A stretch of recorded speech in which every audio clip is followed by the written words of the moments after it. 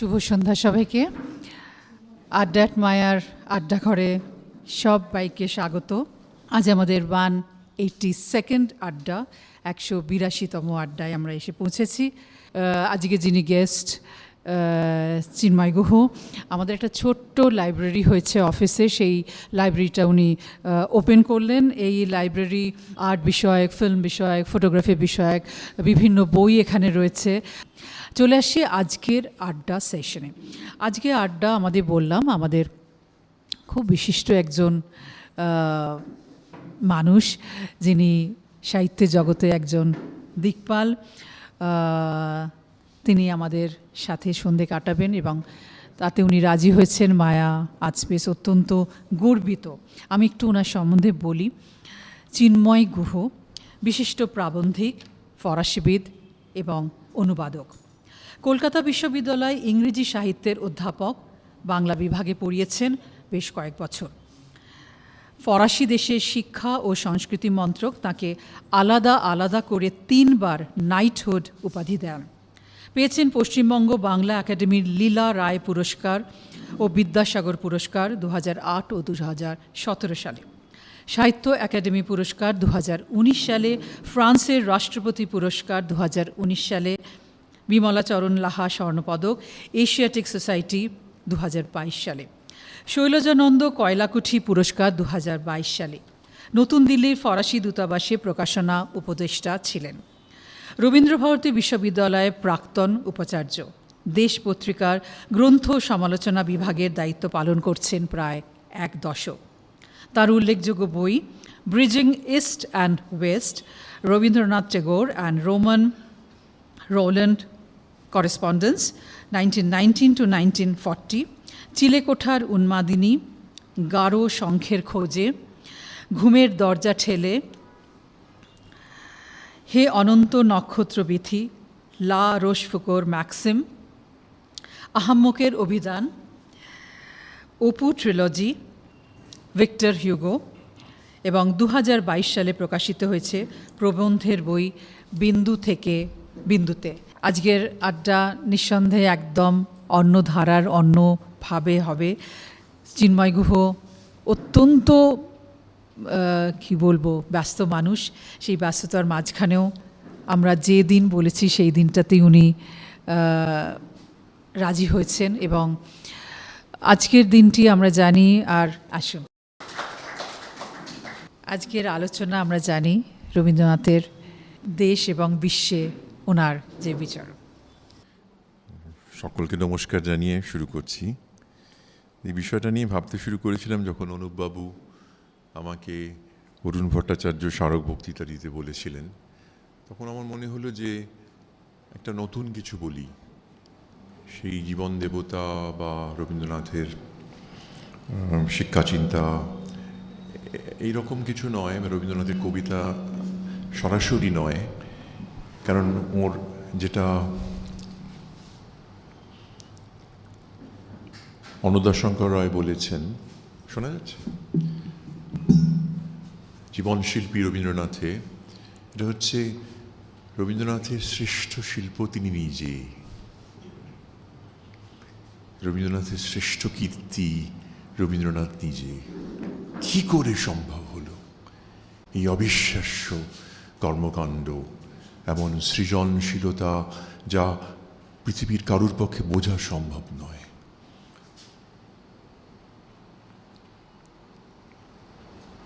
এই কিছুদিন আগে ফ্রান্সে ওর রচনাবলীর ফরাসি সংস্করণ গ্যালিমার থেকে প্রকাশিত হয়েছে। যে সংস্করণে, তার নাম ক্যাতো, তাতে একমাত্র মার্সেল প্রুস্টের আ লা রেcherche du temps perdu, হারিয়ে যাওয়া সময়ের সন্ধানে প্রকাশিত হয়েছে। কাজেই ওর সম্মান যে কতটা এখনও। পর্তুগালে আমার চেনা এক বন্ধু, তিনি ভারতীয় সাহিত্য খুঁজতে গিয়েছিলেন লিসবনের লাইব্রেরি এবং বইয়ের দোকানে গিয়ে অমিতাভ ঘোষের বই পেলেন না, অরুন্ধতী রায়ের বই পেলেন না, পেলেন সেই রবীন্দ্রনাথ ঠাকুর পর্তুগিজে অনুবাদে। সুতরাং আমার এক বন্ধু, তিনি গ্রিক হাঙ্গেরিয়ান সাহিত্য রবীন্দ্রনাথের দ্বারা কতটা প্রভাবিত হয়েছে সেই নিয়ে কাজ করেছেন। তিনি গ্রিক, কাজেই ওর বিরাট ব্যাপক সচল অপ্রতিদ্বন্দ্বী অপ্রতিরোধ্য প্রতিভাকে আমরা কেউই বুঝতে পারিনি। যে কোনো পাতা উল্টাতে উল্টাতে মনে হয় যে 5 রবীন্দ্রনাথকে বুঝতে। যে কোনো একটা জিনিস, শুধু সাহিত্য বইটা, সাহিত্যের পথে, শুধু শিক্ষা বিষয়ক বক্তৃতাগুলো, ছাত্রদের প্রতি সম্ভাষণ, শিক্ষার মিলন, কি করে সম্ভব? শুধু চিঠিপত্র, তার নানা ভঙ্গি, তার নানা রস, রানুকে লেখা চিঠি, তাতে সে পাঁপড় খাওয়ার শব্দ, দুপুরবেলা কুকুরটি সেটা দেখছে, কি করে সম্ভব? বিচিত্র প্রবন্ধ লিখছেন, তাতে বাজে কথা, রম্য রচনা, যেটা মুস্তাফা আলীকে হার মানাবে। যেখানে হাত দিয়েছেন তিনি রাজাধিরাজ, সোনা হয়ে গেছে। কি করে সম্ভব হলো? প্রাচীন সাহিত্য লিখছেন, বিশ্ব পরিচয়, নক্ষত্র নিয়ে আলোচনা করছেন এই বিশ্ব ব্রহ্মাণ্ডে। রবীন্দ্রনাথ কি জানতেন কার্ল সাগানরা বা স্টিফেন হকিংরা প্রমাণ করতে পেরেছেন যে আমাদের দুটো আইবল, চক্ষু গোলকের পেছনে few billions of neurons which are as numerous as the stars in the sky. আকাশে জটা নক্ষত্র তার সমান আমাদের দুটো চক্ষু গোলকের পেছনে। Several billions of neurons in the brain. Rabindranath যেন এই several billions of neuronকে ব্যবহার করছেন, আমাদের মতো নয়। কি করে সম্ভব হলো? আজকে যে বিষয়টা নিয়ে আমি বলবো সেটা হচ্ছে রবীন্দ্রনাথ ঘরে বাইরে। ঘরে বাইরে শুধু একটা উপন্যাস নয়, আমি বলবো রবীন্দ্রনাথের চিন্তার কেন্দ্র কোরক। আমরা যদি ইটালিয়ান রেনেসাঁস দেখি, কথাটা রেনেসাঁ নয়। আমাদের স্কুলে যখন পড়তাম, আমাদের হিস্ট্রির অধ্যাপক হিস্ট্রির শিক্ষক মাঝে মাঝে চিৎকার করে উঠতেন রেনেসাঁ বলে। উনি ভাবতেন এটা হচ্ছে খুব ফরাসি, কিন্তু আসলে রেনেসাঁস, নেসাঁস মানে জন্ম, রেনেসাঁস নয়, অ্যাকসেন্ট নেই, কাজে রেনেসাঁস মানে পুনর্জন্ম। আমি নতুন করে জন্মগ্রহণ করলাম এই পৃথিবীতে। ইটালিয়ান রেনেসাঁসের সময়, তারপরে যখন সেটা ইউরোপে এলো, যখন যে প্রথম প্রশ্ন সেটা হচ্ছে মধ্যযুগের পর আমি কে, আমি কে, এই প্রশ্ন কিন্তু শেক্সপিয়ারে, কিং লিয়ারে, এই প্রশ্ন হ্যামলেটে, এই প্রশ্ন ম্যাকবেথে, এই প্রশ্ন মার্লোর ডক্টর ফস্টাসে। এই মহাবিশ্বে আমার স্থান কোথায়? রেনেসাঁস, এইখান থেকেই জন্ম হলো রবীন্দ্রনাথের। তাকে যদি বাংলা রেনেসাঁস, আমি রেনেসাঁস বলে মনে করি, আমি একেবারেই মনে করি না ওটা রেনেসাঁস নয়। তপন রায়চৌধুরী আমাকে বলেছিলেন, যদি আমরা মনে করি যে 19 শতকটা রেনেসাঁস নয়, তাহলে আমরা কিসে হেলান দেব, কিসের ওপর দাঁড়াবো? বলমা তারা দাঁড়াই কোথা? কিছুই নেই আমার, শুধু শূন্য। হতে পারে না। ঈশ্বরচন্দ্র বিদ্যাসাগর একটা বিশেষ সময়ের একটা মন, মাইন্ড, বিশ্ব মন। যে গ্যালারিগুলো উনি লিখেছেন বাচ্চাদের জন্য, সব রকম লেখা করেছেন তো, শুধু কথামালা নয়, শুধু বর্ণপরিচয় নয়, অবিশ্বাস্য কাজ বর্ণপরিচয়। শুধু একবার উল্টে দেখবেন, ছোটবেলায় পরিচিত কি লিখেছেন। হ্যাঁ, পড়িয়ার বানানের তফাৎ, একই বাক্যে বোঝাচ্ছেন। এর পাশাপাশি অবিশ্বাস্য কাজ, পৃথিবীর সমস্ত বড় বড় সায়েন্টিস্ট থেকে শুরু করে সবার সম্পর্কে লিখছেন গ্যালারিগুলোতে। খোলা মন। এটা এমনি এমনি হয় না।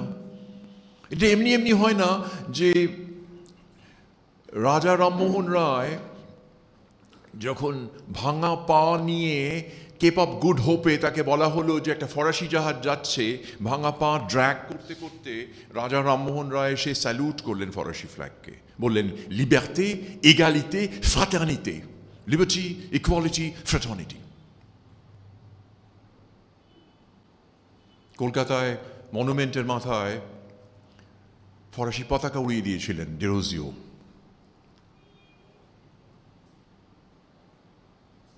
কাজেই এই যে নতুন কিছু করা, রেনেসাঁসের সময় ইটালিতে যে প্রধান, ইটালি মানে রেনেসাঁসে বলবো, ইউরোপিয়ান রেনেসাঁসে একটা প্রধান প্রশ্ন করেছেন মন্তেইন, কে সেজ, হোয়াট ডু আই নো, আমি কি জানি এই বিরাট পৃথিবীর, এই বিশ্ব ব্রহ্মাণ্ড। একটু আগে যেটা বললাম, few billions of neurons in the brain, আর আকাশে অসংখ্য তারা, সবচেয়ে নিকটস্থ নক্ষত্রের কাছে পৌঁছতে আমাদের 21,000 বছর লাগবে। আমরা কি জানি এই বিরাট পৃথিবী, নিজের কোঅর্ডিনেটস, স্থানাঙ্ক নির্ধারণের প্রথম চেষ্টা পাশ্চাত্যে হলো। সেই সময় একটা কথা আমরা প্রায়ই ভুলে যাই, ব্যক্তির দিকে চলে এলো ব্যক্তি। হ্যাঁ, আমরা তো রোমান্টিক, ইংরেজি রোমান্টিক কবিতা ব্যক্তির কবিতা, ব্যক্তি ভাবনা, ব্যক্তির অবচেতনা, ব্যক্তির ভালোবাসা, ব্যক্তির স্বপ্ন, রিঅ্যাওয়েকেনিং দ্য ইমাজিনেশন, তাই তো রেনেসাঁসের প্রধান। সে প্রকৃতির দিকে গেল কি অন্যান্য, সেগুলো তো আছেই। রবীন্দ্রনাথ যদি রেনেসাঁসের একটা অংশ থাকেন, এই এত কথা বললাম এটা বোঝানোর জন্য যে ইটালিয়ান ইউরোপিয়ান রেনেসাঁসকে বুঝতে গেলে রবীন্দ্রনাথেরই একটি লাইন, সেটা হচ্ছে কেমনে পশিল গুহার আঁধারে প্রভাত পাখির গান। That was exactly what happened in the Renaissance. কেমনে পশিল গুহার আঁধারে প্রভাত পাখির গান। The early bird song entered the darkness of the cave. কি করে প্রশ্ন? রেনেসাঁসের সময় এই যে আত্ম আবিষ্কার, রেনেসাঁসের সময় এই যে আত্মাবলোকন, রেনেসাঁসের সময় এই যে এক্সপ্লোরেশন, তার একটা বড় দিক কিন্তু এই যে, এর কারণটা কি? Situating the self. This is exactly what Tagore will do in the 19th century. Situating the self, যেটা বিহারীলাল পারেননি, হেমচন্দ্র বন্দ্যোপাধ্যায় পারেননি, নবীনচন্দ্র সেন পারেননি, ঈশ্বরগুপ্ত পারেননি। সেলফ আবার কি? আমি কে, কোথায় আমি দাঁড়িয়ে আছি, এই মহাবিশ্বের সঙ্গে আমার সম্পর্ক কোথায়, ঘরের সঙ্গে বাহিরের সম্পর্ক কোথায়, কেউ ভাবেনি। আর আজকে যখন এই নিগূঢ় নিস্তব্ধতার মধ্যে চোখ খুলে ভাবছি কোন রজনীর দুঃস্বপনের আর্তবাণী, মৃত্যুকাতর ভঙ্গুর মৃৎপাত্র আমরা, জীবনে ফাটল ধরার মুহূর্তে তাকে বাঁচিয়ে রাখার জন্যে আত্মানুসন্ধানে নতুন এক রক্ত দীপময় আয়নার সামনে করটি হাতে দাঁড়িয়ে রয়েছে। চারপাশে এক নিশ্চরিত্র পাংশুতা। গ্রামসি বলেছিলেন তখনই, কি করে বলেছিলেন জানি না, যে একটি প্রজন্মের মৃত্যু হচ্ছে, আরেকটি প্রজন্ম আসছে, মাঝখানের সময়টা হচ্ছে রাক্ষসদের সময়।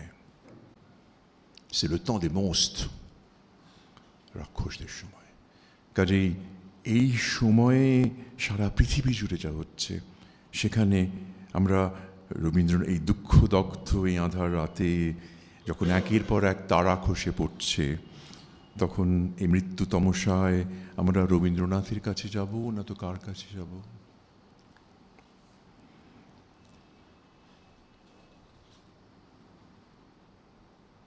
আমি মুগ্ধ মুদিত নয়নে, ওগো তুমি নব নব রূপে এসো প্রাণী গানের মধ্যে আছে। এলিয়েটের একটা লাইন আমার সবসময় প্রাসঙ্গিক মনে হয়, এটা পরস্পরকে প্রত্যেকে এনরিচ করছে, প্রত্যেককে জীবন্ত করে তুলছে। সেটা হচ্ছে, only those will risk going to far can possibly find out how far one can go. Rabindranath যে কত দূর গিয়েছিলেন, শেষ পর্যন্ত গিয়েছিলেন। আমি অনুপবাবুর অনুষ্ঠানেও এই উদ্ধৃতিটা দিয়েছিলাম। সেটা হচ্ছে, বিশ্বাস করা যায় রবীন্দ্রনাথ এইরকম সাংঘাতিক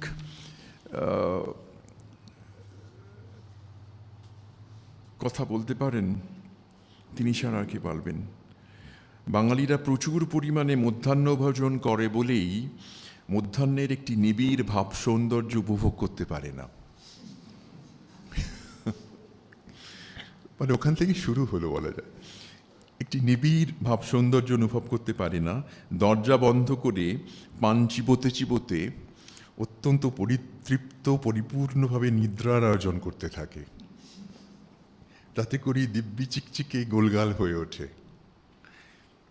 কিন্তু বাংলাদেশের, একটু বোঝার চেষ্টা করুন, একটা লোকের দেখার দৃষ্টি। শঙ্খ ঘোষের একটি প্রবন্ধের নাম ছিল দেখার দৃষ্টি।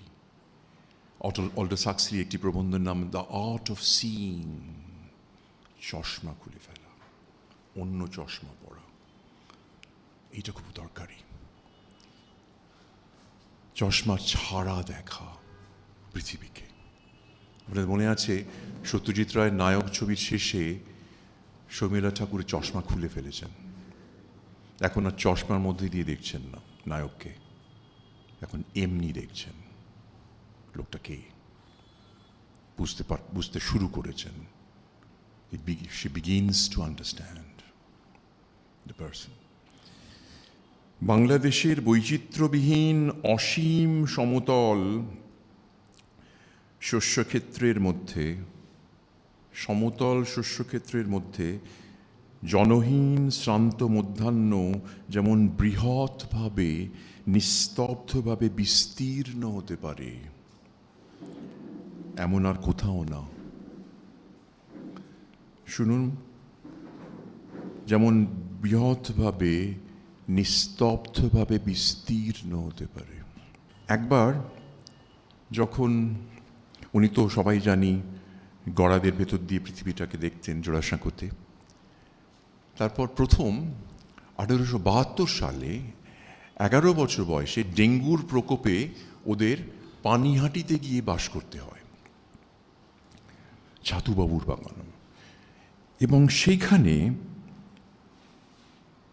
এই অধ্যায়ের নাম জীবনস্মৃতিতে ঘর ও বাহির, যেখানে পৃথিবীর গূঢ়তম সংবাদ, শব্দটা দেখুন, শব্দ চয়ন দেখুন, শব্দপুঞ্জ, পৃথিবীর গূঢ়তম সংবাদের জন্য তিনি তৃষ্ণার্ত। মাটি চাপা পড়ে আছে, মাটির তলায় buried under the earth, সেটা কি? সেটা হচ্ছে পৃথিবীর গূঢ়তম সংবাদ। পৃথিবীকে খুঁজছেন, পরে বলছেন বিশ্বকে আমার চাই, নইলে আমি বাঁচি নে। কে বলতে পারবে আজকে পৃথিবীর এই গ্লোবালাইজড পৃথিবীতে কজন আমরা বলি বিশ্বকে আমার চাই, আমি বেরিয়ে আসবো ভালো করে, কিন্তু আমার কোনো উন্নতি হবে না, আমি কিছুই দেখব না, আমার স্নায়ুতন্ত্রীতে নতুন বীণা বাজবে না, তাহলে কেন গেলাম? Do we know that Rabindranath Tagore was the most widely traveled poet in the history of humanity? মানব জাতির ইতিহাসে এত ভ্রমণ আর কোনো কবি কোনো দেশে কখনো কোনো কালে করেননি। তার সূচনা হলো কবে? পানিহাটিতে। একটি ছোট্ট শিশু, বালক, 11 বছর বয়স, সে দেখছে। তার আগে কি ছিল? বাড়িতে গণ্ডি বন্ধন। শ্যাম বলে একটি ভৃত্য ছিল, সে গণ্ডি দিয়ে দিত ওর পাশে। আর গণ্ডি দেখেই ওর প্রচণ্ড ভয় হতো, সীতার সর্বনাশের কথা মনে পড়ত রবীন্দ্রনাথের, এবং উনি সেই গণ্ডি অতিক্রম করতে পারতেন না। গণ্ডিবন্ধনের বন্দি আমি জানালার খড়খড়ি তুলিয়া প্রায় সমস্ত দিন সেই পুকুরটাকে একখানা ছবির বহির সঙ্গে দেখিয়া দেখিয়া, ছবির বহির মতো দেখিয়া দেখিয়া কাটাইয়া দিতাম। একটা অ্যালবাম দেখছেন ছবির বইয়ের মতো জানলা দিয়ে, কারণ গণ্ডি আছে, শ্যামের গণ্ডি, লক্ষণের নয়, শ্যামের, হ্যাঁ, গণ্ডি, সেই লক্ষণ রেখা উনি অতিক্রম করতে পারছেন না। প্রকৃতি যেন হাত মুঠা করিয়া হাসিয়া জিজ্ঞাসা করিত, কি আছে বলো দেখি। আকাশের নীলিমার পশ্চাতে আকাশের সমস্ত রহস্য একদিন তিনি মেলাবেন এমন করে, যা ঘর ও বাহিরকে দেবে এক গভীর আত্মশক্তি। আমরা কি জানি যে রবীন্দ্রনাথ তো বাইরে বেরিয়ে গেলেন, সেই যে বাইরে বেরিয়ে গেলেন, পায়ে মোজা নেই এমন একটি সাদামাটা পোশাকের বালক গাছের নিচে পা ছড়িয়ে বসে বীর রসাত্মক কাব্য লিখছে। সেটা কি? পৃথ্বীরাজের পরাজয়, পৃথিবীর রাজা। একটু আগে বললাম বিশ্বকে আমার চাই। বেরদান্তিন de Saint-Pierre রচিত অমর ফরাসি প্রেম কাহিনী পল ও ভির্জিনি পড়ছেন বাংলা অনুবাদে পৌলো বর্জিনি নামে। তখন এই অনুবাদের নামগুলো খুব সুন্দর হতো। ফ্রেঞ্চে পল আর ভির্জিনি এদের প্রেম কাহিনী, এটা অনুবাদে পৌলো বর্জিনি। হ্যাঁ, এরকম যেমন একটা অনুবাদ আছে আমাদের ওথেলোর উড়িয়া ভাষায়, সেই অনুবাদটার নাম হচ্ছে অটলো ও দস্যু দমনা। মানে একেবারে কত রকমভাবে কাছে পৌঁছানো যায়, একটা ঐকান্তিক চেষ্টা। অটলো ও ডেসডিমোনা, দস্যু দমনা। সেরকম পৌলো বর্জিনি মূল বইটি লেখা হয়েছিল, কেউ কিন্তু জানে না, 1788 সালে লেখা বেরদান de Saint-Pierre এর প্রেম কাহিনী। সেটা 1868 সালে অনুদিত হয়। সেটা উনি বসে বসে পড়ছেন আর কাঁদছেন। এই যে বই পড়ে কাঁদা, এটা খুব গুরুত্বপূর্ণ কিন্তু রবীন্দ্রনাথের। দেরিদা আমাকে বলেছিলেন যে উনি ছাদে গিয়ে আন্দ্রে জিদের শীর্ণ তোরণ, স্ট্রেট ইজ আ গেট পড়ে কাঁদতেন। এই যে একটা encounter with the rectangle of the book, যা জীবন্ত হয়ে উঠে আমাদের শরীরের মধ্যে, আমাদের মনের মধ্যে, আমাদের সুষুম্নার মধ্যে প্রবেশ করছে এবং আমাদের অভিজ্ঞতার অংশ হয়ে উঠছে। তারপরে কি হলো? রবীন্দ্রনাথ কোথায় গেলেন? উনি পৌঁছাচ্ছেন, আমরা সবাই জানি, মহর্ষির সঙ্গে। আমি একটুখানি তালিকাটা দেওয়ার চেষ্টা করছি, তাহলে আপনারা খানিকটা বুঝতে পারবেন যে রবীন্দ্রনাথ সম্পর্কে যেটা বললাম, যে সারা পৃথিবীতে উনি পরিব্যাপ্ত হলেন। দেখুন, ডেঙ্গু জ্বরের প্রকোপে গঙ্গা তীরে পানিহাটিতে বাগানবাড়িতে পেয়ারা বাগানের ভেতর দিয়ে গঙ্গা দেখছেন, পৃথিবী তাকে হাতছানি দিয়ে ডাকছে। এটা যদি না হতো তাহলে কিন্তু রবীন্দ্রনাথ হতেন না। এই যে বিশ্বকবি শব্দটা ব্যবহার করি, এপিথেটটা, এটা কিন্তু একটা গভীর অর্থবহ। এটা ছাড়া রবীন্দ্রনাথ, এটা কখনো আপনি বিশ্বকবি জীবনানন্দ বলতে পারবেন না। আপনি বিশ্বকবি অন্য কারুর কথা বলতে পারবেন না। একমাত্র তাঁকেই মানায়। কি আশ্চর্য! একটা ছোট উদাহরণ দিচ্ছি। একটু আগে বললাম পৃথিবীর সবচেয়ে বেশি ভ্রামণিক তিনি। উদাহরণ, গঙ্গা ছিঁড়ে পানিহাটির পরেই পিতার সঙ্গে চলে গেলেন প্রথমে শান্তিনিকেতন 1873 সালে। শান্তিনিকেতন 1873 সালে, বিশ্বভারতী কিন্তু 1921। এবং তারপরে উত্তর ভারত পর্যটন করতে করতে অমৃতসরে আগমন, 1 মাস অবস্থান, শিখদের স্বর্ণ মন্দিরে পিতার সঙ্গে যাওয়া এবং পরবর্তী 2 মাস হিমালয় অঞ্চলে ডালহাউসিতে থাকা। পরের বছর জ্যোতিরিন্দ্রনাথের সঙ্গে 1876 সালে, তখন ওর বয়স 15, তখন তিনি শিলাইদহ যাচ্ছেন। তারপরের বছর ব্যারিস্টারি পড়ার জন্য বিলেত যাবেন ঠিক হলো, উনি আমেদাবাদ গেলেন। লক্ষ্য করছেন জায়গাগুলো।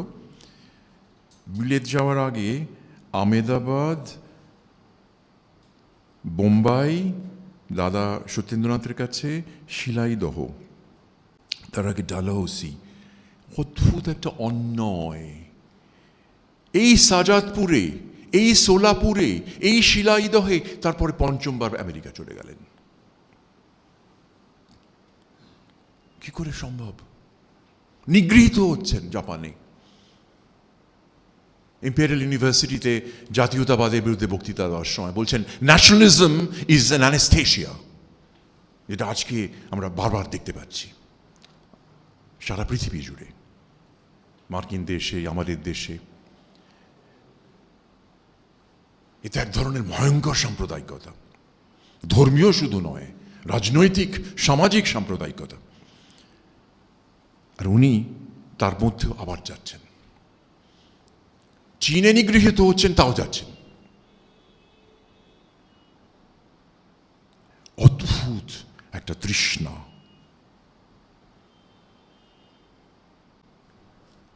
আবার উদাহরণ দিচ্ছি, যে কোনো একটা বছর ধরুন, 1881, সমুদ্রপথে বিলাত যাত্রা, মাদ্রাজ বন্দরে পৌঁছে মনে করলো না, যাব না, ফিরে এলেন। রবীন্দ্রনাথের পক্ষে সম্ভব? ওইটুকু ছেলে ফিরে আসছেন। আবার সমুদ্রপথে বিলেত যাত্রা করছেন 1881 সালে, আবার একটু পরে মুসৌরি চলে গেলেন। তারপরে মোরান সাহেবের বাড়িতে, চন্দননগরে বাগান বাড়িতে চলে গেলেন। হাজারিবাগে যাচ্ছেন, মুম্বাই প্রদেশে সোলাপুরে যাচ্ছেন, সারা পৃথিবী ঘুরছেন। ধরা যাক একটা বছর নিলাম, ধরা যাক 1905, খুব গুরুত্বপূর্ণ বছর। ত্রিপুরায় চলে গেছেন সাহিত্য সম্মেলনে সভাপতি হিসেবে। তারপরে কোথায় যাচ্ছেন? গিরিডি চলে যাচ্ছেন। অস্থিরতা।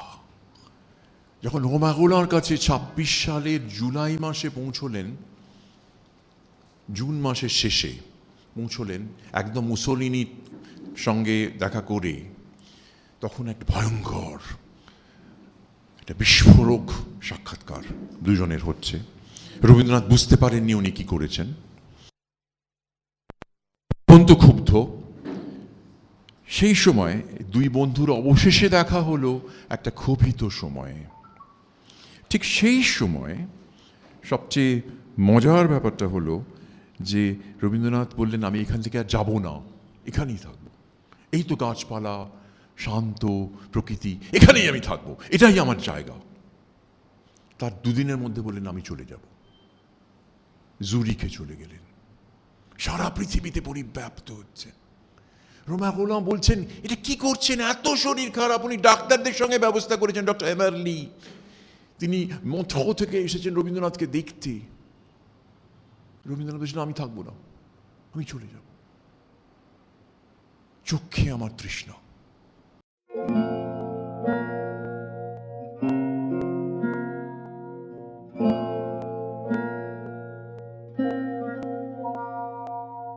চোখে আমার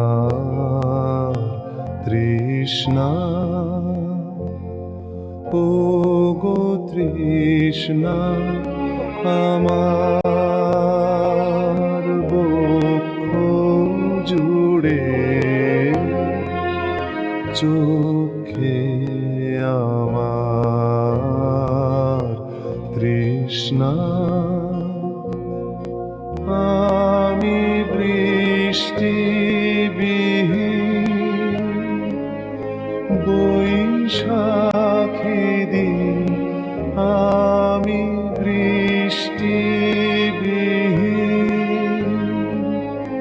বৈশাখী দিন, সন্তাপে প্রাণ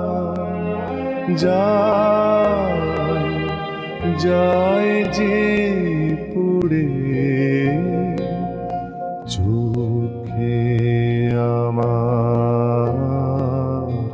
তৃষ্ণা।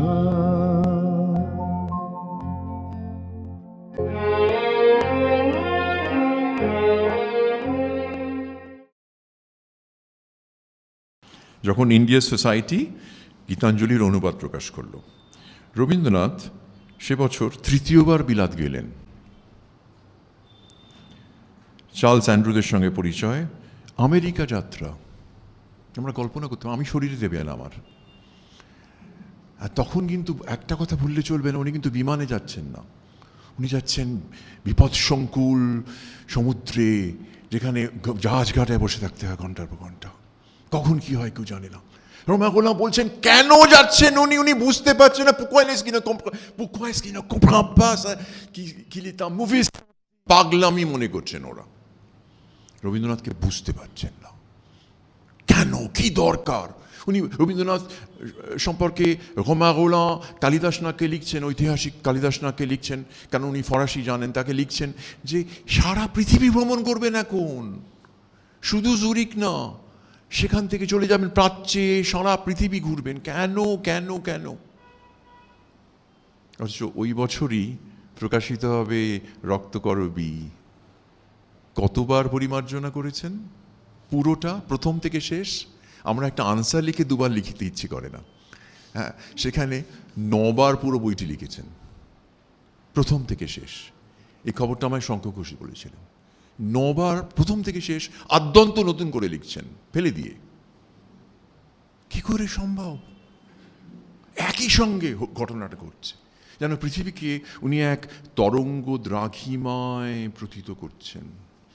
পৃথিবী এবং ঘর দুটোর মধ্যে একটা অন্যয় এভাবে কেউ করেনি, কেউ করেনি, কেউ করেনি। আমি বলবো দান্তে থেকে এলিয়ট, পাশ্চাত্যের কথা বলছি, আর প্রাচ্যেও কেউ না। আপনি বলতে পারবেন না যে বিহারীলাল করেছেন বা জীবনানন্দ করেছেন।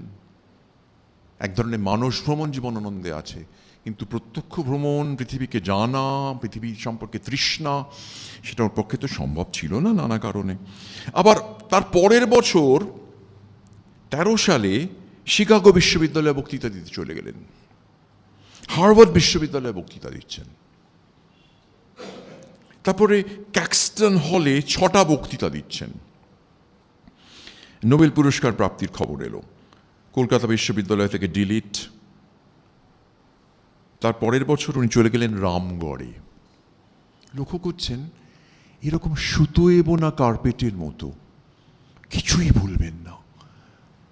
কেন কেন আজকে যখন আমাদের অবস্থা এরকম, ভোজ শেষে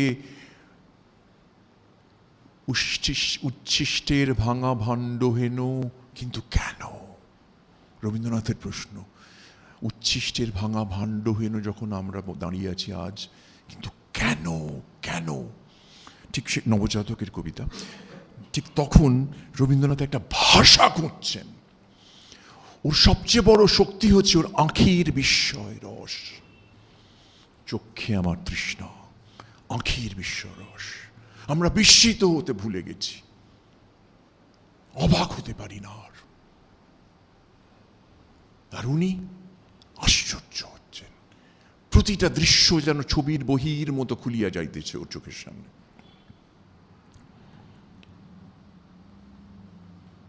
এই যে অন্য একটা ভাষা খুঁজছেন, আঁখির বিস্ময় রস, ইতিহাসের নিত্য সত্য এবং সাহিত্যের চিরসত্যকে মেলানোর চেষ্টা। ওর ভাষায় ঐতিহাসিক উপন্যাস বলে একটি অসাধারণ প্রবন্ধ আছে, তাতে আছে যে ইতিহাসের নিত্য সত্য এবং সাহিত্যের চিরসত্য। জীবনানন্দ একটা অপূর্ব সুন্দর শব্দ ব্যবহার করেছেন শেক্সপিয়র সম্পর্কে, সেটা হচ্ছে রবীন্দ্রনাথ সম্পর্কে। রবীন্দ্রনাথকে জীবনানন্দ কিভাবে পড়েছেন এ নিয়ে কোনো গবেষণা হলো না এখনো। বনলতা সেন কে সেটা খোঁজা হচ্ছে। ধরা যাক বনলতা সেন শোভনা বলে এক মহিলা, তাতে কি এসে গেল? তাতে কি বনলতা সেন তার বিরাট মাত্রা হারাবে? আমরা কি ডার্ক লেডি কে শেক্সপিয়ারের সেটা সন্ধানে ঘুরবো, না সেই কবিতার গভীর জীবন চিরপদার্থকে খুঁজবো? এই চিরপদার্থ শব্দটা ব্যবহার করছেন জীবনানন্দ। মাঝে মাঝে অদ্ভুত শব্দ ব্যবহার করেন। চিরপদার্থ রবীন্দ্রনাথের মধ্যে, চিরপদার্থ। উনি বলছেন ইতিহাসের এই তেজস্ক্রিয় শ্মশানে আমাদের, ওই সময় লিখছেন 46 সালে, কিন্তু আমরা 2025 সালে জানি ইতিহাসের এই তেজস্ক্রিয় শ্মশানে রবীন্দ্রনাথ তার চিরপদার্থ নিয়ে সদা জাগ্রত। নিবিড় ঘন আধারে জ্বলিছে ধ্রুবতারা। এই যে ভাষাটা খুঁজছেন, আঁখির বিস্ময় রস, এটা দিয়ে উনি কি খুঁজছেন? খুব ইন্টারেস্টিং একটা জিনিস লক্ষ্য করলাম, যে উনি বলছেন যে নবরূপের অবতারণা কে কেন করছে না কেউ।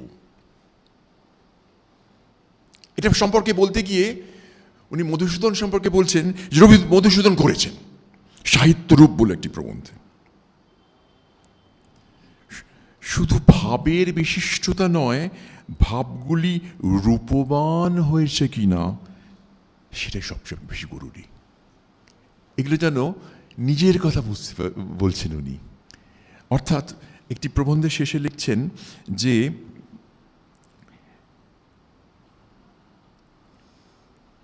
হে গুণী, কোন অপূর্ব রূপটি তুমি সকল কালের জন্য সৃষ্টি করলে।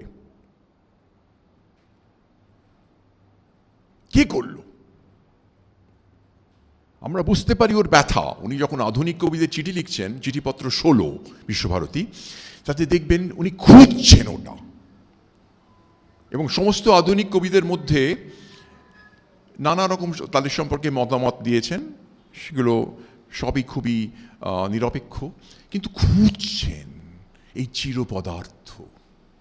হয়তো ওনার সুধীন দত্তের মধ্যে পাচ্ছেন, হয়তো জীবনানন্দের একটি কবিতাই কিন্তু উনি ওনার কবিতার অ্যান্থোলজিতে নিয়েছিলেন, সেটি কিন্তু মৃত্যুর আগের একটি অংশ। মৃত্যুর আগে, এটা কিন্তু জীবনানন্দের ভক্তরা জানেন না সকলে।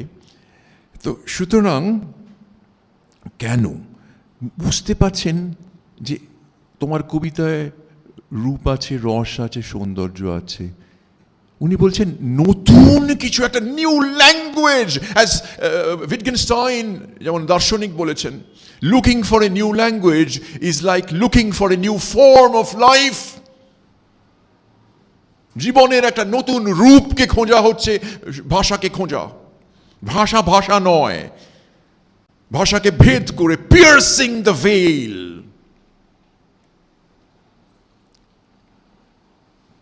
রেনেসাঁসের কথা হচ্ছিল, আপনারা কি জানেন? নিশ্চয়ই জানেন যে পেত্রার্কা সনেট উদ্বোধন করেছেন ইটালিতে, কিন্তু তিনি বিরাট ভ্রমণিক ছিলেন। He was a great voyager.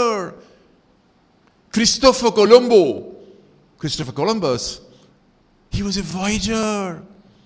এরা সবাই এক্সপ্লোরার। শুধু মেন্টাল এক্সপ্লোরার না, মানুষ ভ্রমণ করেননি, ওরা সত্যি সত্যি ভ্রমণ করেছেন। স্যার ফিলিপ সিডনি চলে গেছেন ইটালিতে,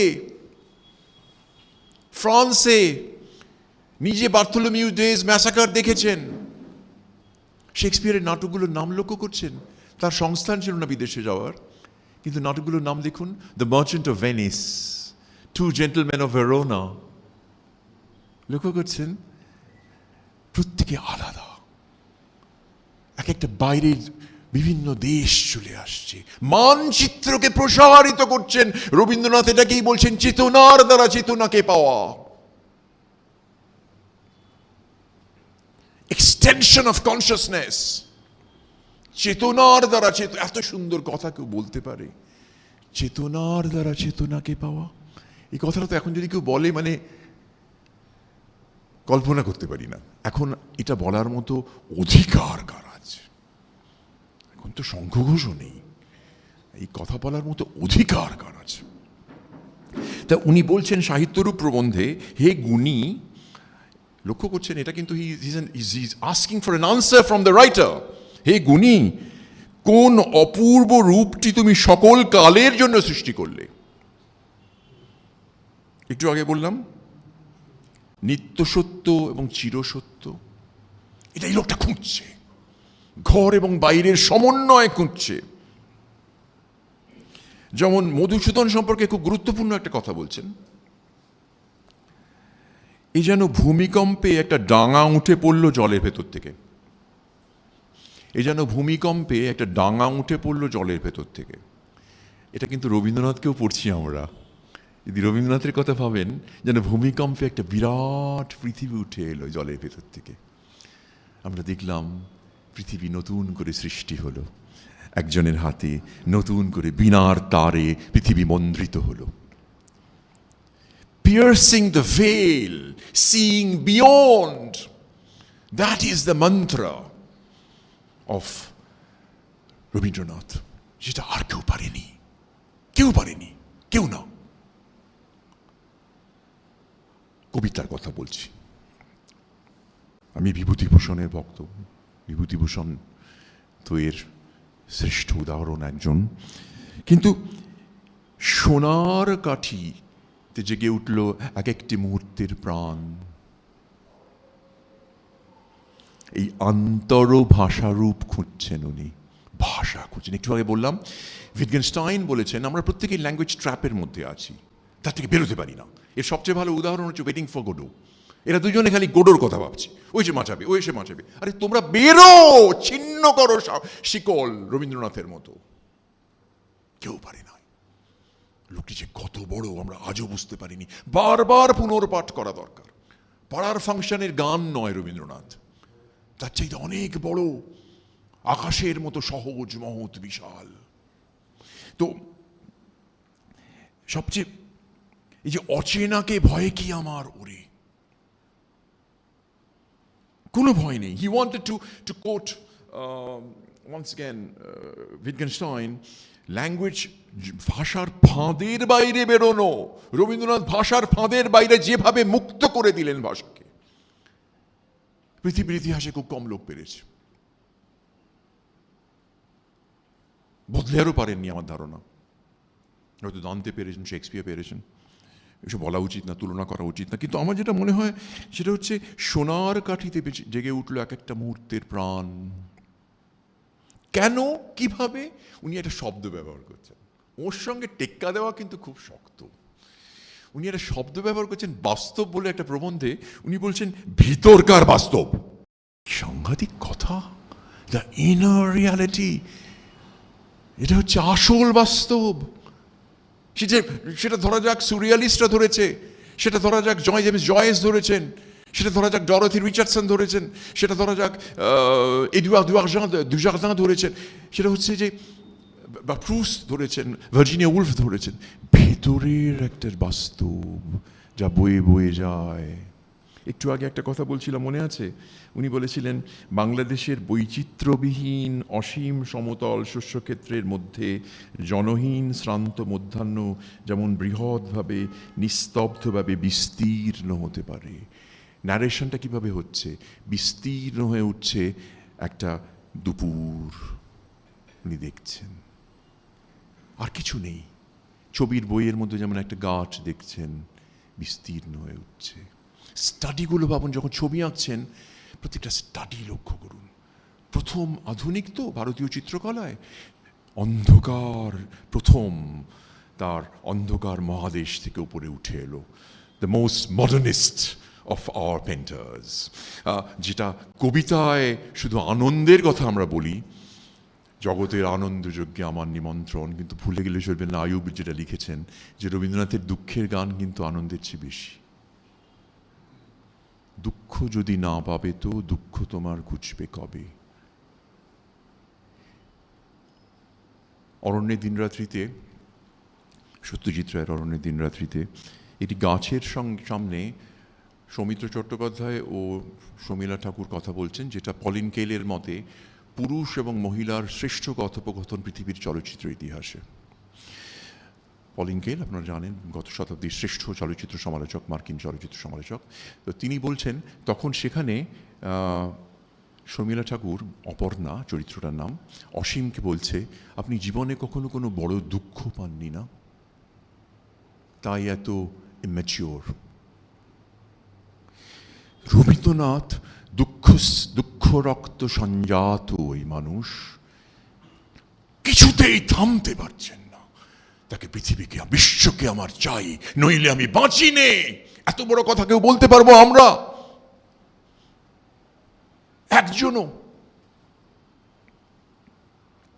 সোনার কাঠিতে জাগিয়ে তুলছেন কি তালে? ভিতরের বাস্তব, ঘর এবং বাহিরের অন্যয়। বাহিরকে তো আমরা ঠেকাতে পারবো না। নিগূঢ় মধুকোষের কথা বলছেন, শব্দ ব্যবহার করছেন, দেখেছেন? আমরা তো এখন 2025-এ বসে আছি। রবীন্দ্রনাথ এই সমস্ত শব্দ ব্যবহার করছেন অতদিন আগে। নিগূঢ় মধুকোষের মধ্যে এই অন্তর্বাস্তবতাকে খুঁজছেন। গ্রাম্য সংকীর্ণতা থেকে মুক্ত হয়ে বিশ্ব সাহিত্যের মধ্যে বিশ্ব মানবকে দেখিবার জন্যে, বিশ্ব মানবকে দেখার জন্যে। এমনি এমনি বেড়াতে যাচ্ছেন না। আমরা সব জানি না, আমরা পারবো না, কারণ আমাদের শঙ্খঘোষের ভাষা আবার বলছি, দেখার দৃষ্টি নেই। আমরা চশমা পরে আছি, সভ্যতা আমাদের এই চশমা পরিয়ে দিয়েছে, আমরা হতভাগা। What did he want to do? উইটগেনস্টাইন বলেছেন যে ভাষার এই ফাঁদ থেকে বেরোনোর জন্যে, to show the fly the way out of the bottle, fly bottle, to show the fly, মাছিটিকে বোতলের বাইরের রাস্তা দেখানোর জন্যে অন্তরও একটা ভাষারূপ খুঁজতে হবে। একটু আগে আমি কি বললাম? To look for a new language is similar to looking for a way, a form of life. নতুন ভাষা মানে নতুন জীবন। ভাষা কত নিচে নিচে ঘোরে না, ভাষা জীবনের ভেতরে, আমাদের পাকস্থলীর মধ্যে, আমাদের অন্ত্রের মধ্যে, আমাদের সমস্ত চেতনার মধ্যে, আমাদের শিরা উপশিরা সুষুম্নার মধ্য থেকে রক্ত ছিঁড়ে ব্যবহার হয়, রক্ত দীপময়। নইলে ওরা কাজ করের মতো কবিতা লেখা যায় না, প্রশ্নের মতো কবিতা লেখা যায় না, কোনো কবিতা লেখা যায় না, কোনো কবিতা। এই মানুষটি কিভাবে নিজেকে আবিষ্কার করে চলেছেন, কখনো থামছেন না। He never rested on his laurels. ভাবুন, উনি নোবেল পুরস্কার পরে পাওয়ার পর গিরিটি চলে গেলেন। কেউ যাবে? Basking in glory. তখনকার আমলে প্রথম অশ্বেতাঙ্গ যিনি নোবেল পুরস্কার পাচ্ছেন, চলে যাচ্ছেন। অদ্ভুত। Piercing the veil, seeing beyond, নিগূঢ় মধুকোষের দিকে যাচ্ছেন। To quote Walter Benjamin, he wanted to blast, ওনার সম্পর্কে বলেননি কিন্তু বড় কোনো শিল্পীর সম্পর্কে, যেমন Shakespeare, he wanted to blast open the continuum of history. He wanted to blast open the continuum of history. Rabindranath Thakur. অচেনাকে ভয় কি আমার, ওরে একটা গান, কতগুলো শব্দ নয়, আমাদের সমস্ত চেতনা থেকে বেরিয়ে আসা একটা বিস্ফোরণ। অচেনাকে ভয় কি আমার, ওরে। নবরূপের অবতারণা শব্দটা বারবার ব্যবহার করছেন। সুন্দর। মাঝে মাঝে আমি জীবনানন্দ একটা কথা রবীন্দ্রনাথ সম্পর্কে বলেছেন, আদি দিকপতির মতো তার অন্বেষণ। আদি দিকপতির মতো শেক্সপিয়ার আর রবীন্দ্রনাথের অন্বেষণ। আধার ও আধের মধ্যে এক অবিনাশ সত্যরূপের অনির্বচনীয়তা। আধার ও আধেয়র মধ্যে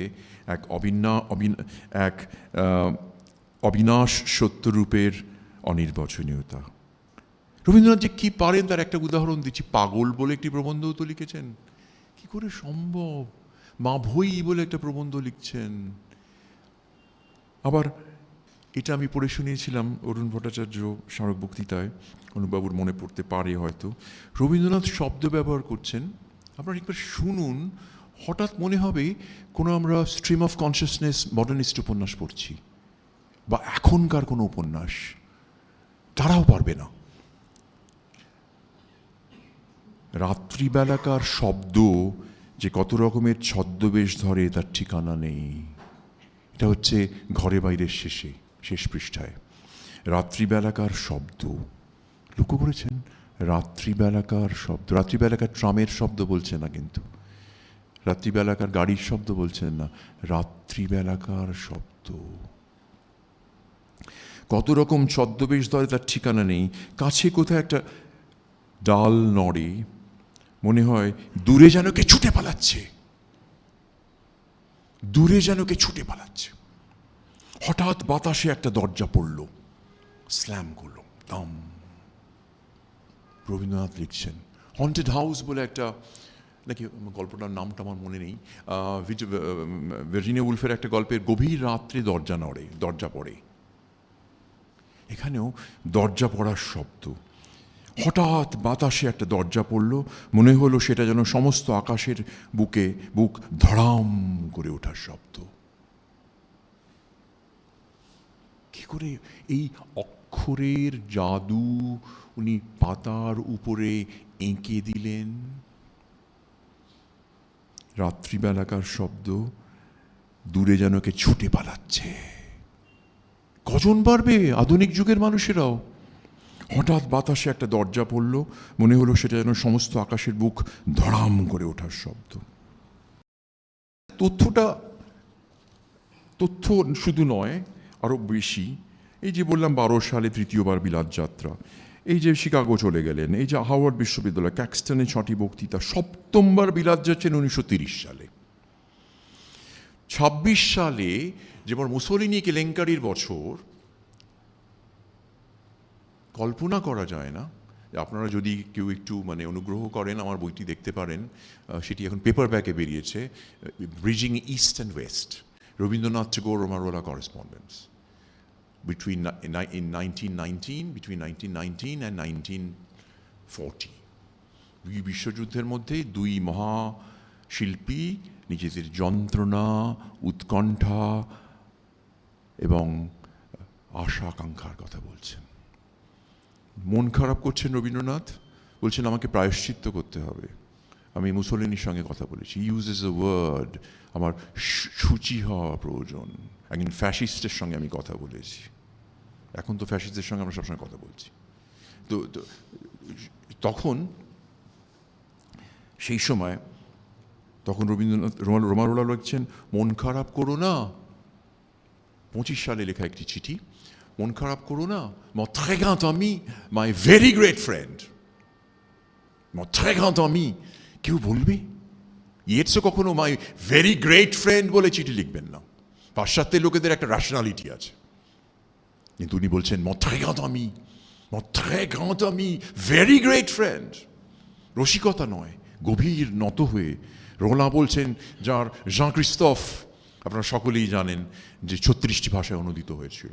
জাঁ ক্রিস্তফের 10 খণ্ডের শেষ লাইন আমি বারবার বলা দরকার, পুষ্পেন অনেকবার শুনেছে।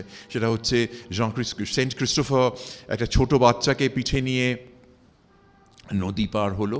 শেষ লাইন নোবেল পুরস্কার প্রাপ্ত জাঁ ক্রিস্তফের, নদী পার হলো, বাচ্চাটিকে জিজ্ঞেস করলো, enfant qui es-tu, comme tu es lourd, খোকা তুই কি ভারী রে, তুই কে? বাচ্চাটি বলল, l'enfant dit, je suis le jour qui va naître, আমি সেই দিন যার জন্ম হচ্ছে, I'm the day which is going to be born। বাচ্চাটি বলল, আমি সেই দিন যার জন্ম হচ্ছে। জাঁ ক্রিস্তফ শেষ হলো, সেই দিন যার জন্ম হচ্ছে। তাই রবীন্দ্রনাথকে বলছেন মন খারাপ করো না। মন খারাপ করার, ওরা পরস্পরের বন্ধু। রবীন্দ্রনাথের বন্ধু কার কাছে উনি নিজের হৃদয়কে উন্মুক্ত করতে পারেন। বড় মানুষদেরই একটা সমস্যা। যদি রবীন্দ্রনাথ সবার সঙ্গে লিখতে চিঠিপত্র বিনিময় করতেন, আমার নিজের পার্সোনালি ব্যক্তিগতভাবে মনে হয় যে উনি একমাত্র নিজেকে উন্মুক্ত করেছেন অমিয় চক্রবর্তীকে লেখা চিঠিগুলিতে। একেবারে মনে হবে রবীন্দ্রনাথ, দ্য ইনার রবীন্দ্রনাথ। যদি কোথাও আমরা খুঁজি সেটা নিশ্চয়ই সজনীকান্তকে লেখা চিঠিতে নয়, সেটা নিশ্চয়ই রানুকে লেখা চিঠিতে নয়, সেটা নিশ্চয়ই এমনকি জগদীশচন্দ্র বসু বা প্রিয়নাথ সেনকে লেখা চিঠিতে নয়, সেটা কিন্তু একমাত্র অমিয় চক্রবর্তীকে লেখা চিঠিতে। একবার যদি উল্টান, এক একটা জগৎ খুলে যাবে আপনাদের সামনে। তারপরে সেই বছর মুসোলিনি কেলেঙ্কারির বছর উনি কোথায় যাচ্ছেন কল্পনা করুন। Italy, England, Denmark, Switzerland, France, Norway, Sweden, Germany, Austria, Czechoslovakia, Hungary, Yugoslavia, মিশর। সম্ভব? 12টি দেশে জাহাজে করে বিপদসংকুল আবহাওয়ার মধ্যে লোকটি চলেছেন পাগলের মতো, খুঁজে ফিরছেন পরশ পাথর। বা ধরা যাক, যখন ছবির এক্সিবিশন হচ্ছে, 125খানি ছবির এক্সিবিশন হচ্ছে, কোথায়? প্যারিসে, বার্মিংহামে, বার্লিনে, মিউনিকে, কোপেনহাগেনে, মস্কোতে, নিউ ইয়র্কে, বস্টনে, সোভিয়েত রাশিয়ায়। চলে গেলেন সোভিয়েত ইউনিয়নে, 5বার আমেরিকা যাত্রা। সহজ নয়, সহজ নয়। সেই জন্য এই বিষয়টাকে আমার গুরুত্বপূর্ণ মনে হয় বলেই আমি বারবার বলার চেষ্টা করছি যে উনি একটা অন্যয় করছেন, একটা আন্তর ভাষারূপ, a new form of life, নতুন একটা ভাষারূপ উনি খুঁজছেন। যে কোনো একটা বছর ধরা যাক, 1935, উনি কোথায় গেলেন? উত্তর ভারত। তারপর চলে গেলেন লাহোর, তখন ভারতের অংশ। অর্থাৎ এই যে অন্বেষণ, এই যে খুঁজে বেড়ানো, সে শুধু খুঁজে বেড়ানো না, খোঁজা, এবং সেইটাকে উনি নিজের জীবনের সঙ্গে সমন্বয় করতে পারা, নিজের আত্মীকৃত করতে পারা এবং নতুন কিছু পারা, নতুন কিছু পারা। যেমন মানে বাঁধলে যে সুর তারায় তারায় অন্তবিহীন অগ্নিধারায়, বাঁধলে যে সুর তারায় তারায় অন্তবিহীন অগ্নিধারায়। আহা, অগ্নিধারা ছাড়া কি হতে পারে? মীরাকে লিখছেন 1 বৈশাখ 1323। কোথাও যাবো করছিলুম, গতবার বিলেত যাওয়ার আগে যেমন একটা ছটফটানিতে আমাকে পেয়েছিল, এবারেও কতকটা সেরকম চঞ্চলতা আমাকে দোলাচ্ছিল। কিন্তু যুদ্ধের উপদ্রবে যাওয়ার রাস্তা বন্ধ ছিল। এমন সময় আমেরিকা থেকে যেই টেলিগ্রাম এলো, অমনি মনে হলো বড় পৃথিবীর নিমন্ত্রণ এসেছে। এই একটা কথা যেন দেয়ালে টাঙিয়ে রাখার মতো। আমরা কেউ বড় পৃথিবীর নিমন্ত্রণ, আপনি টেলিভিশন খুলবেন, এখানে কার সঙ্গে কার মারামারি হচ্ছে, কার সঙ্গে কার ঝগড়া হচ্ছে, পৃথিবী কোথায়? আমাকে আমার বন্ধু লোহা মেজকার বলেন যে ভারতবর্ষের লোকেরা পৃথিবীকে চেনে না, জানতে চায় না কি হচ্ছে অন্য দেশে, সারা পৃথিবীর সংকট জানতে চায় না। তারা কেন জানতে চায় না? কারণ কলকাতায় এসে টেলিভিশন চ্যানেলগুলো দেখে তো মাথা খারাপ হয়ে গেছে, কি হচ্ছে, কারা সব চেঁচাচ্ছে একযোগে, এবং কারোর কথার কোনো বিশ্বাসযোগ্যতা নেই। পৃথিবী, আমরা যে পৃথিবী, মানে এদের পক্ষে, এদের একজনও উঠে বলতে পারবে বিশ্বকে আমার চাই, নইলে আমি বাঁচি নে? বিশ্ব কি জানে না? আমিও তাদের অংশ, মনে করবেন। আচ্ছা, বলছেন বড় পৃথিবীর নিমন্ত্রণ এসছে। আমি বারবার পরীক্ষা করে এবং চেষ্টা করে শেষকালে স্পষ্ট বুঝেছি যে আমাকে বিধাতা গৃহস্থ ঘরের জন্য তৈরি করেননি। মনে বোধ হয় সেই জন্যই ছেলেবেলা থেকেই কেবল ঘুরে ঘুরে বেড়াচ্ছি, কোনো জায়গা ঘরকন্না মারতে পারিনি।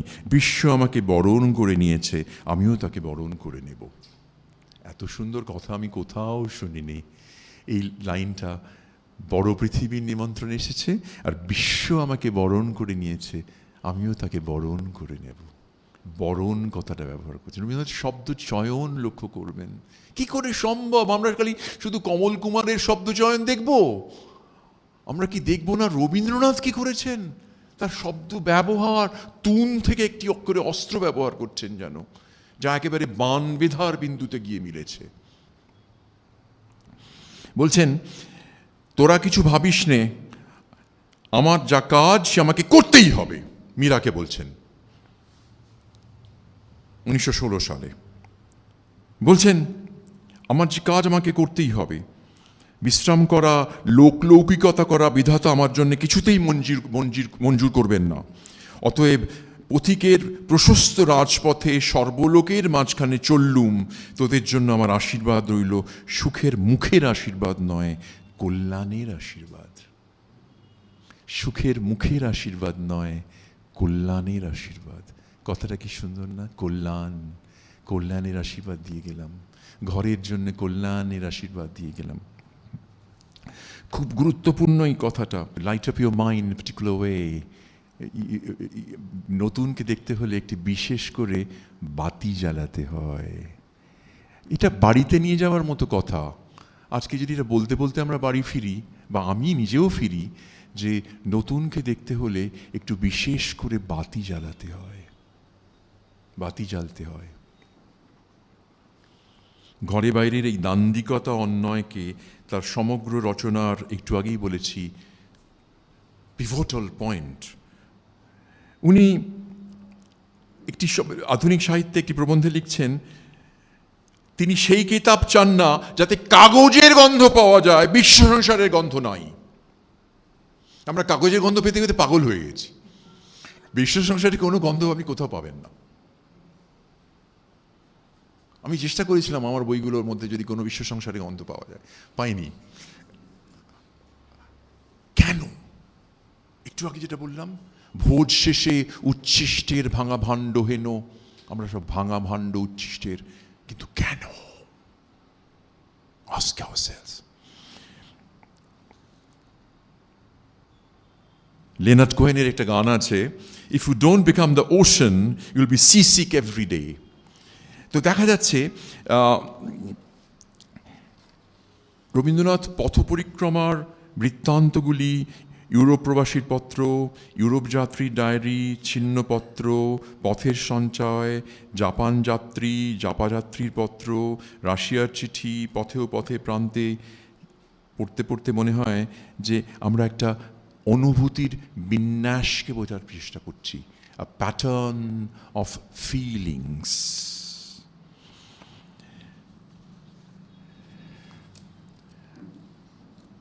বিমলার কথা না বললে তো চলবে না। বিমলা বলছে, আমার স্বামীর বড় ইচ্ছে ছিল আমাকে বাইরে বের করবেন। একদিন আমি তাকে বললুম, বাইরেতে আমার দরকার কি? তিনি বললেন, তোমাকে বাইরের দরকার থাকতে পারে। নিখিলেশ, রবীন্দ্রনাথ। আমার স্বামীর বড় ইচ্ছে ছিল আমাকে বাইরে বের করবেন। একদিন আমি তাকে বললুম, বাইরেতে আমার দরকার কি? তিনি বললেন, তোমাকে বাইরের দরকার হতে পারে। চেতনার দ্বারা চেতনাকে পাওয়া। নিখিলেশ বলছে, যে সত্য অন্তর থেকে বাইরেকে সৃষ্টি করে তোলে, আমি সেই সত্যের দীক্ষা নিয়েছি। থেকে থেকে অন্ধকারের ভিতর থেকে আমার অন্তরের ভোরের পাখি গান গেয়ে উঠছে। নিখিলেশ। আমি জীবনপুরের পথিক। একটি গান আছে না, আমি জীবনপুরের পথিক রে ভাই। আসলে রবীন্দ্রনাথের পংক্তি ঘরে বাইরে, সেটা কেউই খেয়াল করেননি। আমি জীবনপুরের পথিক, এত বড় একটা কথা বলছেন, আমি জীবনপুরের পথিক। রবীন্দ্রনাথই পারেন, শব্দটা ব্যবহার করছেন উনি।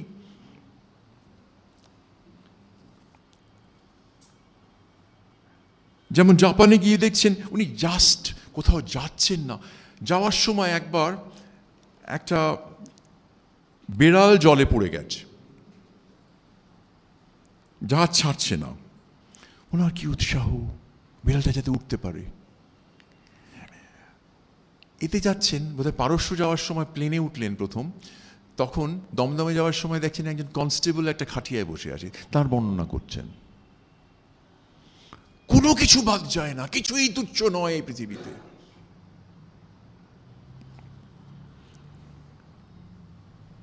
সাংহাইতে মাল তোলা হচ্ছে জাহাজে, উনি লিখছেন। কি অসম্ভব! চক্ষে তার তৃষ্ণা, চক্ষে আমার তৃষ্ণা। কথার কথা না, কতগুলো শব্দ পুঞ্জ নয়, শব্দ চয়ন নয়, তার শব্দের ভেতর থেকে এক গভীর অতল সত্যের দিকে প্রবাহিত হচ্ছে। আমি যখন জাপানে ছিলুম, একটা কথা বারবার আমার মনে হয়েছে। আমি অনুভব করেছিলাম ভারতবর্ষের মধ্যে বাঙালির সঙ্গে জাপানের কোথাও হয়তো একটা মিল আছে। উনি মিল খুঁজছেন, similarities and dissimilarities, the secret language of difference. ফ্রেঞ্চে একটা কথা আছে, in experience de la différence, experience of the difference.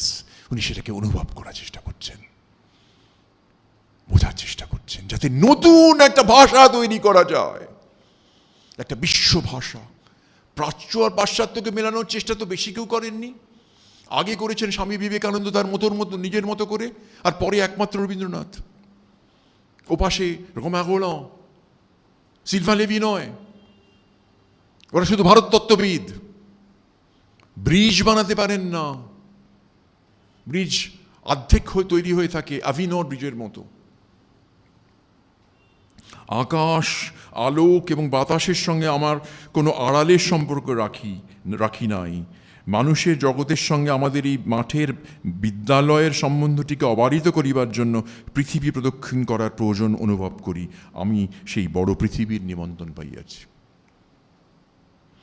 ভাগ্যক্রমে পৃথিবীতে আসিয়াছি, পৃথিবীর সঙ্গে পরিচয় যথাসম্ভব পূর্ণ করিয়া যাইব। কাজেই আমার মাঝে মাঝে মনে হয়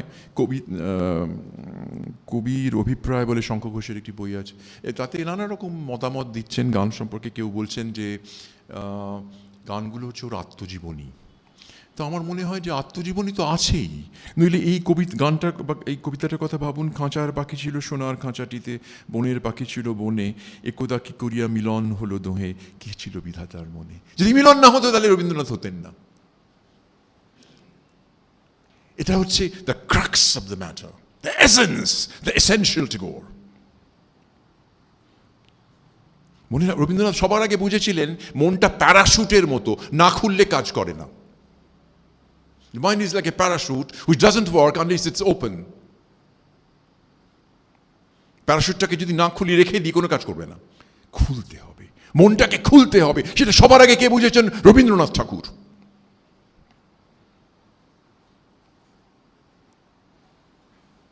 কি পেলেন তাহলে প্রকৃতির কাছে? প্রকৃতি যেন হাত মুঠা করিয়া জীবন স্মৃতিতে আছে, হাসিয়া জিজ্ঞাসা করিত, কি আছে বলো দেখি? কোনটা থাকা যে অসম্ভব তাহা নিশ্চয় করিয়া বলিতে পারিতাম না।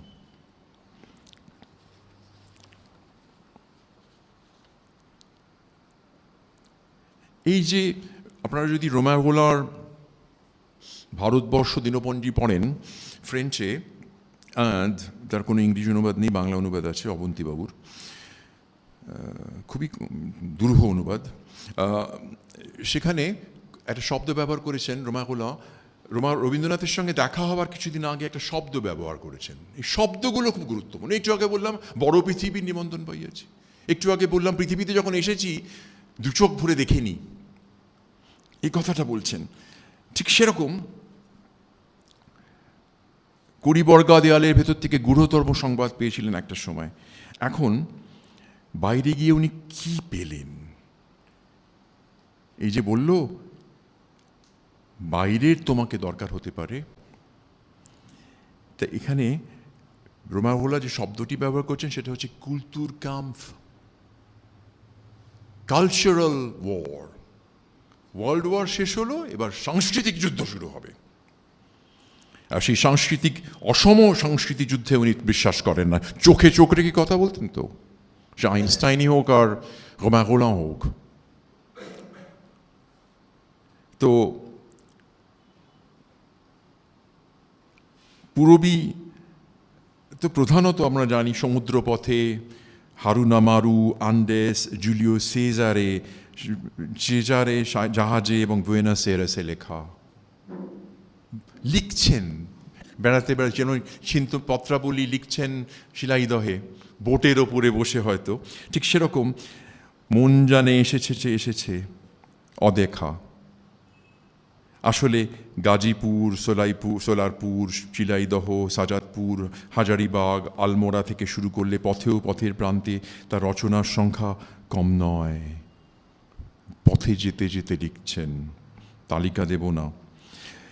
কি শিখলেন তাহলে তিনি? সৃষ্টি, একটা কথা শঙ্খ ঘোষ একটা কবিতার একটা প্রবন্ধের বই আছে, নির্মাণ আর সৃষ্টি। নির্মাণ কখন সৃষ্টি হয়ে ওঠে, রবীন্দ্রনাথ তার শ্রেষ্ঠ উদাহরণ। নির্মাণ একটা জায়গায় আছে শিক্ষা প্রবন্ধে যে আমরা স্তূপ উঁচা করিতেছি, নির্মাণ করিতেছি না। সৃষ্টি তো করিতেছি না বটেই। তো সেখানে উনি কি দেখছেন, চিন্তার জগতে ওর ইভলিউশন হচ্ছে, he is in perpetual evolution. বদলাচ্ছেন, কি করে একটা লোক বদলাচ্ছে। গীতাঞ্জলির মতো কবিতা লেখার পর সম্পূর্ণ অন্যরকম কবিতা লিখছেন। প্রথম গদ্য কবিতা লিখছেন ইংরেজিতে। আপনারা জানেন ইংরেজি কবিতার ইতিহাসে প্রথম গদ্য কবিতা লেখেন কে? রবীন্দ্রনাথ ঠাকুর। যে কবিতা, ইংরেজি কবিতা ফরাসি, ওই টানা গদ্যে কবিতা লিখেছেন ফরাসিরা, বোদলেয়ার লিখেছেন 19 শতকে লে প্যারাদিস আর্টিফিশিয়াল, কৃত্রিম স্বর্গ। পরে আরি মিশো লিখেছেন, রোনেশার লিখেছেন, সেন্ট জন প্যাস লিখেছেন, এলিয়ট কিছু কিছু লিখেছেন। টানা গদ্য ইংরেজিতে খুব লেখার সাহস পায়নি কেউ, খুব একটা। এলিয়ট কিছু কিছু লেখার চেষ্টা করেছিলেন, ছাপেননি। কিন্তু রবীন্দ্রনাথ টানা গদ্যে লিখলেন। কি সাহস লোকটার! টানা গদ্যে কবিতা লিখছে, অনুবাদগুলো। অনুবাদ বলবো না, কবিতা। Indian English writings of Tagore, যেমন শিশির কুমার দাস বলেছেন। উনি কি শিখছেন? বাল্মীকি প্রতিভার পরীক্ষা নিরীক্ষার কথা আপনারা সকলে জানেন। কি করে সম্ভব হলো? শুধু বাইরেটাকে গ্রহণ করে আত্মীকৃত করা। আমার শেষ হয়ে আসছে, চিন্তা করার কিছু নেই। সেটা হচ্ছে হাইকু যদি না পড়তেন, প্রথম হাইকুর অনুবাদ তো বাংলায় রবীন্দ্রনাথের। হ্যাঁ, পুরনো পুকুর ব্যাঙের লাভ জলের শব্দ, হ্যাঁ, এই মিনিমালিস্ট কবিতা। তারপরে ক্ষণিকা স্ফুলিঙ্গতে আমরা তাই দেখেছি, আগেই তিনি তা করেছেন। থিয়েটারের ক্ষেত্রে তাই, বিসর্জনে শেক্সপিয়ারও ধাঁচ আমরা শারদোৎসবে পাবো, রাজায় পাবো। কিন্তু 1902 সালে লোকটা কীরকমভাবে নিজেকে বদলে নিচ্ছে, নিজেকে আয়নার সামনে রাখছে। কেউ করবে? আয়নার সামনে রেখে উনি বলছেন, স্থূল বিলাতি বর্বরতা পরিহার করার সময় আসিয়াছে। আর চলবে না শেক্সপিয়ার। স্থূল বিলাতি বর্বরতা পরিহার করার সময় আসিয়াছে, পরিহার করবার সময় আসিয়াছে। 1912 সালে প্রবাসীতে, রামানন্দ চট্টোপাধ্যায় প্রবাসীতে পথের সঞ্চয় লেখার সময় বললেন, শুধু গ্রহণ নয়, আমাদেরও দেওয়ার আছে। স্টেলা ক্রামরিসের সঙ্গে সংলাপ আর শান্তিনিকেতনে আগমন রবীন্দ্রনাথের ছবির জগৎকে প্রসারিত করল। কয়েকজন পাশ্চাত্যের মানুষ তাদের ভাবনা চিন্তার পরিসর ভেতর থেকে বদলে দিয়ে থাকবেন, যেমন ইয়েটস, রোটেনস্টাইন, গাইজারলিং।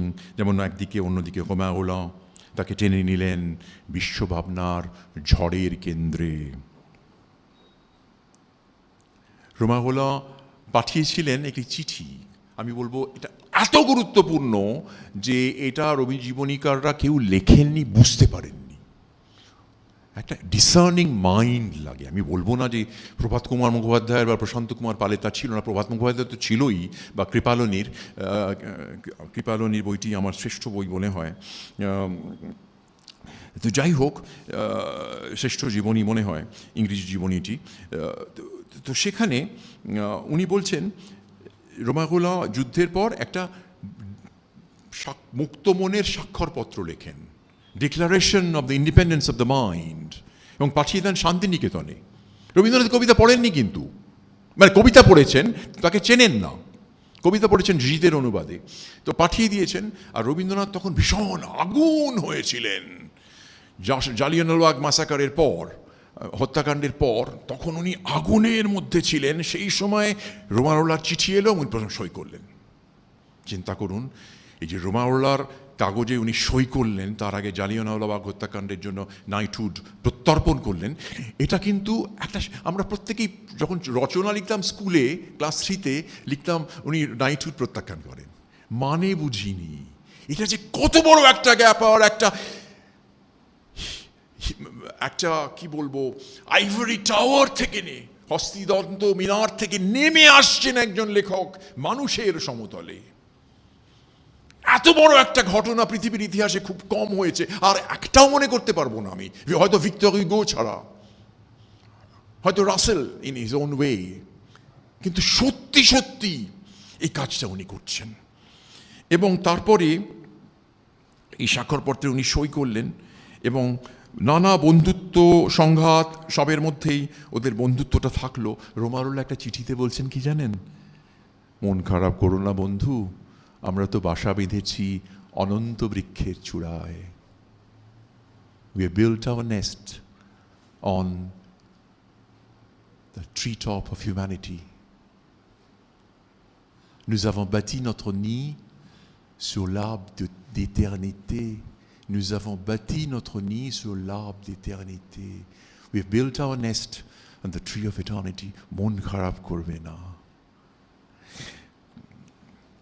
কে কাকে বোঝাচ্ছে? রবীন্দ্রনাথ রোলাকে নয়, রোলা রবীন্দ্রনাথকে বোঝাচ্ছেন। ইনি সবার আগে জানেন যে দুঃখ আমাদের সমস্ত জীবনের আনন্দের মধ্যে অন্তঃস্যুত হয়ে আছে। প্যাশন প্লে তাকে বাধ্য করলো দ্য চাইল্ড এবং শিশুতীর্থ লিখতে। শঙ্খ ঘোষ আমাকে বলেছেন যে প্যাশন প্লে না দেখলে উনি চাইল্ডের মতো কবিতা লিখতে পারতেন না। কি সাংঘাতিক কবিতা! কারোর যদি মনে পড়ে যে শিশুতীর্থ কবিতাটা, এখনো আমার কিরকম হাত পা ঠান্ডা হয়ে আসে। রিক্ততার বক্ষভেদী 1941 সালেও যে রিক্ততাকে উনি জানলেন, সেটা তো এই প্যাশন প্লে ছাড়া সম্ভব হতো না। পরিশোধ রূপান্তরিত হলো শ্যামায়, নিত্যনাট্য লিখতে শিখলেন নিকট প্রাচ্যে গিয়ে। নিরন্তর ভ্রমণ, কেন পান্থ এই চঞ্চলতা আমরা একটু বুঝতে পারছি। আমরা বুঝতে পারছি যে রবীন্দ্রনাথের চেতনার একেবারে কেন্দ্রবিন্দুতে রয়েছে এই অন্যয়, এই সমন্বয়, এই সমন্বয়ের চেষ্টা। আমরা তো শুধু চেষ্টাই করে যেতে পারি। আজ ছিল বিশ্ব চরাচরে ছড়িয়ে পড়ার পরমানন্দ। প্রাণ ভরিয়ে তৃষা হরিয়ে মোরে আরো আরো আরো দাও প্রাণ। কোথায় লিখেছেন? রেড সিতে এটা লিখেছেন। জাহাজগুলো শেষ হয়ে এসছে, একেবারে শেষ মুহূর্ত, হয়ে উঠেছে মায়াতরী। জাহাজগুলো হয়ে উঠেছে মায়াতরী। ভূমধ্য সাগরে 14ই সেপ্টেম্বর 1913 সালে লিখছেন, বাজাও আমারে বাজাও।